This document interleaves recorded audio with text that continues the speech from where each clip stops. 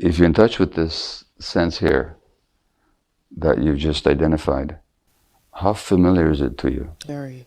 How far does it go back? I would say that this,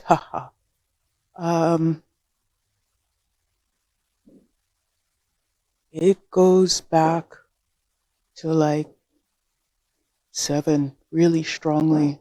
Age 7? Yeah. Is that what you said?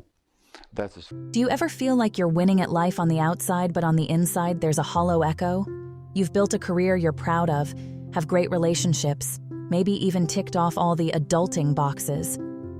Yet there's this nagging doubt, a feeling of being stuck on repeat. You've tried therapy, intellectualized your past, but the root of the problem feels buried deep, out of reach. What if the key to unlocking your full potential wasn't through endless why questions, but by listening to the whispers of your body? Let's find out the answer from Dr. Gabor Maté.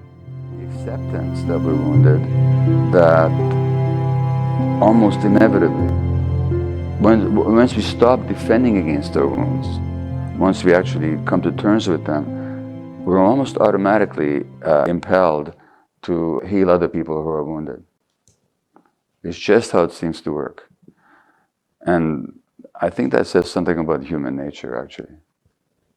So I came into this sort of sideways, and it was my own path because of the confluence of trauma, sexual abuse, and addiction. But what I do, I'm an organizational development consultant. So I design processes to help people achieve goals. And I've come to understand more is about the impact of trauma on me and intergenerational, but still wanting to, I did that work so much earlier, that really needing to kind of go back and look so that I'm better able to sort of let go and thrive. Because there's a lot of healing that has occurred, but there is a catch. And so it's almost like, what do I need to do to smooth that over? I need you to explain that a bit more clearly. What's the catch here? The catch is those things, the ghosts that show up, that prevent me, but also others from being in their full potential. So you still feel somewhat blocked? Is that right? It is there, despite a package that looks really well put The desert wind whipped around Nadia's face, the sand stinging her eyes. Yet, it couldn't compete with the storm raging inside her. Years of therapy had brought intellectual understanding, a map of the battle scars etched into her soul, a childhood marred by abuse, a desperate struggle with addiction. But the map offered no solace, no path to the peace that seemed perpetually out of reach. Nadia had built a successful career as an organizer, her voice a powerful tool for change. Yet a nagging emptiness remained. It was a hollowness that resonated loudest in quiet moments, a whisper of doubt that choked her ambitions. It was then she stumbled upon Dr. Maté's workshop, a beacon in the vast desert of her struggle. Dr. Maté spoke of a different approach, compassionate inquiry. It felt alien. Bypass the analysis, the endless mental dissection, focus on the body, a vessel Nadia had long since learned to ignore. Skepticism warred with a flicker of hope. In the workshop, Dr. Maté guided her inwards. Gone were the sterile questions of why, replaced by a gentle invitation to feel. A tightness emerged in her chest, a simmering warmth that mirrored the desert sun. As she delved deeper, a memory surfaced, a hazy image of a small hand reaching out, grasping for comfort. It was a fragment, fleeting yet potent. Dr. Maté held her gaze, his voice a soothing balm. "This isn't about the memory itself," he explained, "but the feeling it evokes. What does it need?" Tears welled in Nadia's eyes. A sob escaped her lips, a primal sound she hadn't dared to utter in years. The need, it was clear as day. The need to be held, safe and secure, a yearning she'd buried deep for decades. That night, under the vast expanse of the desert sky, Nadia held herself. It wasn't a perfect embrace, but it was a start, a recognition of the little girl within, still hurting, still seeking solace. In that moment, the emptiness began to recede, replaced by a quiet understanding. The road ahead would be long. But Nadia had a new compass, the compass of her own body, a map drawn in the language of sensations. It wouldn't erase the scars, but it offered a path forward, a journey towards healing from the inside out. As the sun rose, casting long shadows across the dunes, Nadia knew this was just the beginning. The storm within was far from over, but for the first time she wasn't facing it alone. I think it's a lot of the things that were drummed in. So there's multiple levels of that. There is... You know what, let me interrupt you, because you're analyzing now. Okay? And so that's interesting, but maybe not helpful, because you already know how to analyze. Okay? So what I'm hearing is you have a calling, a very clear calling. The calling is people are heard and seen. That's the calling. Yeah. But there's some kind of a blockage. Now don't analyze it, locate it in your body. Well, it's right here. And as we're talking, there is some warmth and tightness there. And I think there's always this doubt about the right for me. Okay. So you located it, it's here in the chest area. Just put your attention on it right now. I mean, I'm looking at this blockage or sense of blockage, okay? So have you connected with it? Mm-hmm. What does it want to say to you? It's not a word, it's soothing. It's soothing. Yeah. That Desiring. That is wanting soothing? Yeah. Okay. So there's a sense of blockage, a sense of doubt, or associated with the sense of doubt that wants soothing. Is that the case? Mm-hmm. Okay. Let me ask you this. If you're in touch with this sense here that you've just identified, how familiar is it to you? Very. How far does it go back? I would say that this,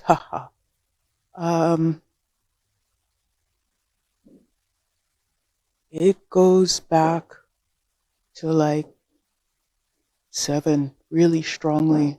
Age 7? Yeah. Is that what you said? That's as far as you can recall. It's a little bit further than that, but Yeah. it was very, that's when I lost my mother. But it was present before that. Okay. So what does it need from you? To be held. Need to be held. Yeah. Like your mother might have held you. Yeah. Okay. You ain't never gonna figure it out up here. Yeah. Okay?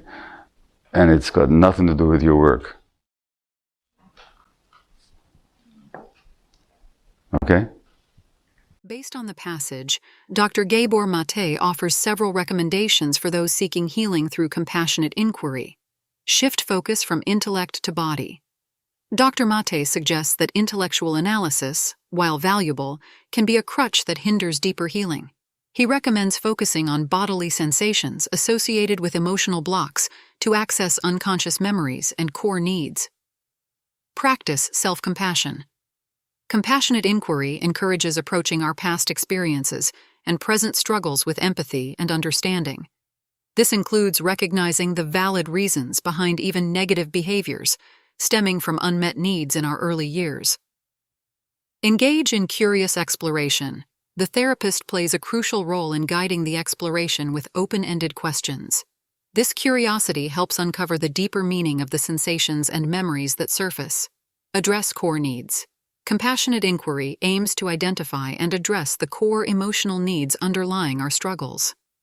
In the example, the speaker's core need was to feel seen and held, likely linked to a childhood experience of loss. By addressing this need directly, the speaker can move towards greater healing.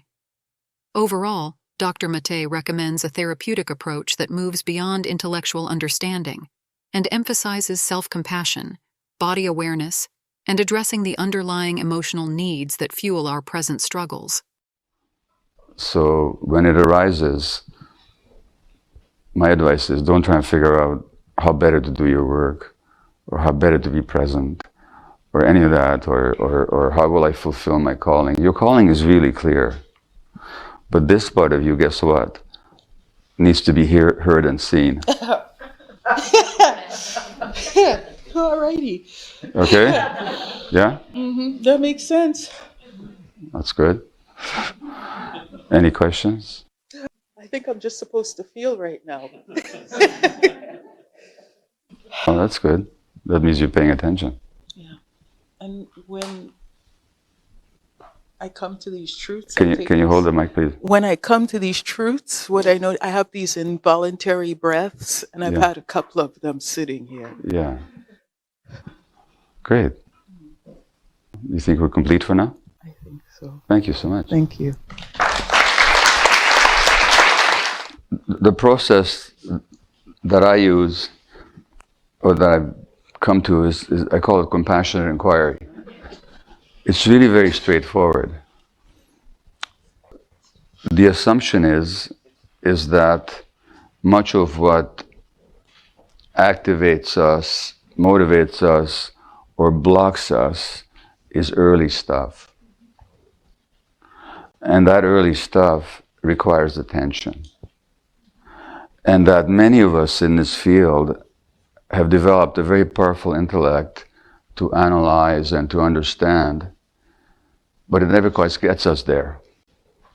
And a therapist once said to me that when your parents didn't know how to hold you, you developed a mind to hold you instead. And this is why we go to the intellect so much. That's where we're comfortable. And this is why we become professors, and intellectuals very often, to hold ourselves in a world that otherwise would be full of doubt and fear. So we have an intellectual framework, scaffolding to hold us. Of course, it's artificial, therefore it never alleviates the anxiety fully. And the more anxious we become, the more we hold on to our ideas out of sheer fear.